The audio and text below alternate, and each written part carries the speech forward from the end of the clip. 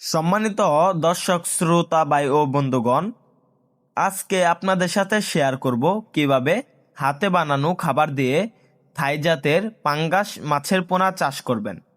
তো চাষি ভাইরা ভিডিওটি না কেটে সম্পূর্ণ দেখতে থাকেন। তো চাষি ভাইরা, হাতে বানানো খাবার দিয়ে থাই পাঙ্গাস চাষে দুইটি লাভ। এক হলো মাছ তাড়াতাড়ি বড় হবে এবং ভালো গ্রোথ আসবে, প্রচুর পরিমাণে খাবার দিতে পারবেন। 2 নাম্বার হলো খাবারের টাকা সাশ্রয় হবে।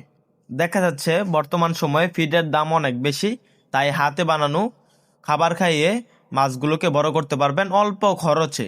তো চাষিভাইরা কিভাবে বানাবেন?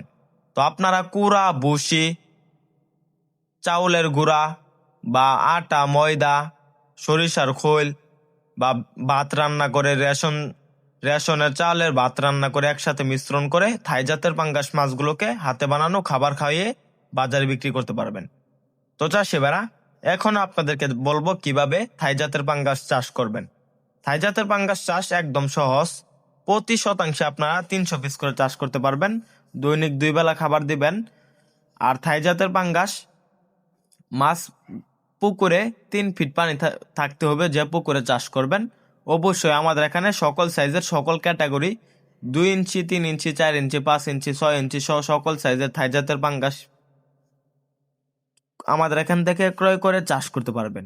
তো চাষিভাইরা, থাই জাতের পাঙ্গাস মাছের পোনা কয় মাসে বাজারে বিক্রি করতে পারবেন? মাত্র 5 থেকে 6 মাসে বাজারে বিক্রি করতে পারবেন। 5 থেকে 6 মাসে 3 থেকে 4 কেজি ওজন আসবে। তাহলে আর দেরি কিসে? স্ক্যান দেওয়া নাম্বার যোগাযোগ করে পাইকারি এবং ফ্রি হোম ডেলিভারিতে বা আমাদের হ্যাসে থেকে এসে দেখে শুনে সংগ্রহ করে মাছের পোনা ক্রয় করেন।